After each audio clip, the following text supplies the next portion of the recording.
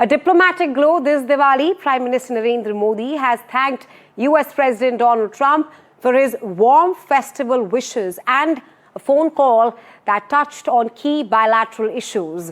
In a post on X, the Prime Minister expressed hope that India and the US, and I'm quoting here, will continue to illuminate the world with hope and crucially stand united against terror in all its forms.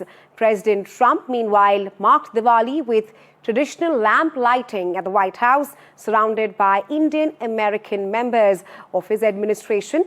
Just before the ceremony, he confirmed his call with Prime Minister Modi, saying it focused mainly on trade. That's what Trump has said. He also repeated that India would not be purchasing major quantities of Russian oil in the future.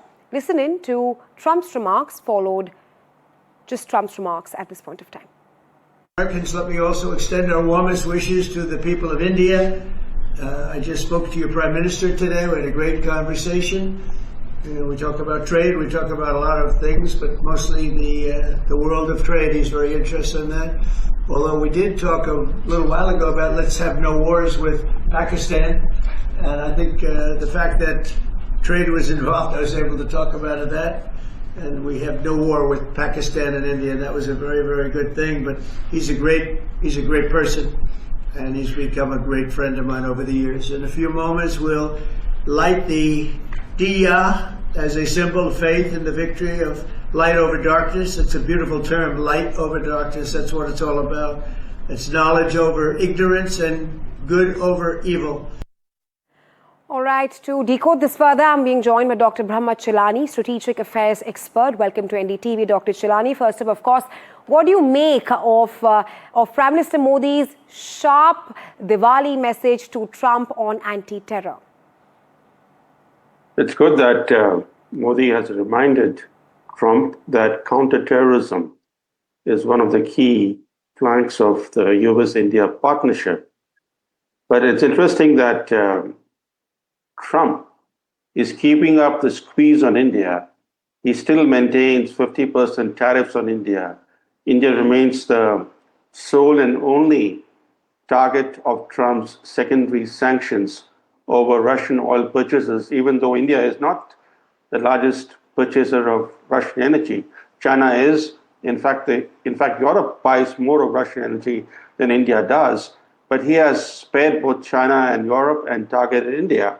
So while keeping up the squeeze on India, he is maintaining his personal outreach to Modi, including conveying Diwali greetings to Modi, though those greetings were conveyed by phone a day after Diwali. But it's good that Trump is reaching out to Modi, and there is the possibility that Trump and Modi could meet on the sidelines of the ASEAN summit in Malaysia. And I think that would be a good thing for the relationship, though without the fundamentals being improved, we do not expect this relationship to be tangibly repaired, because the damage to this relationship began under President Joe Biden, and Trump has delivered a major shock therapy to the US-India strategic partnership, and it'll take a lot of effort for this relationship to recover its momentum. Right, absolutely, Dr. Chilani. On the meet between Trump and Prime Minister Modi, the Minister of External Affairs hasn't given out any statement. There's no clarity whether the two leaders will be meeting. But my question to you is that, of course, Trump has rather taken a step down, because earlier he said that India will not buy any Russian oil, and the latest statement he said that India will not buy much oil from Russia. But your last thoughts on how the Prime Minister has sent a clear message that India, A, will not tolerate terrorism, and second, that there was no third party involved when it in regarding the truce between India and Pakistan. Well, first on the oil part, it's interesting that after having repeated that claim at least a couple of times, if not more, that Modi had assured him that India will stop buying Russian oil. Now he has revised what Modi supposedly told him.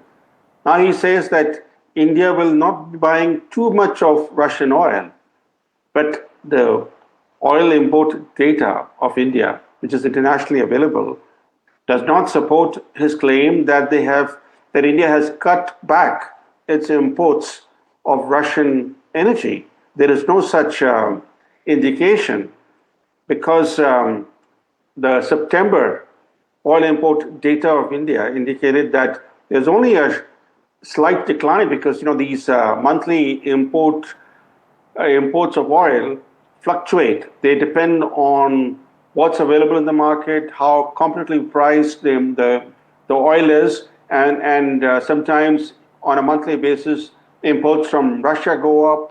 Sometimes they decline slightly. So this is fluctuation driven by market conditions. There's no indication that India has cut back its oil imports from Russia as Trump has claimed. But on the larger thing, Trump at the end of this week will be embarking on his first Asia tour of his second term. And that tour of Asia will begin with the ASEAN summit in Malaysia. That's where Trump and Modi could be meeting before Trump then heads to Japan. Japan, as you know, has just elected a female prime minister, the first ever female prime minister, and she has certain misgivings about the trade deal that Japan signed with the US, under which Japan has pledged to invest a staggering $550 billion in the US. And then from Japan, Trump will go to his third and final stop in South Korea for the APEC summit. Right. And the APEC summit is very important because Trump will meet with Xi Jinping. And at stake is nothing less than the future of the US-China relationship. Right, Dr. Chilani. Thank you so much for joining us here on NDTV with your insights on this.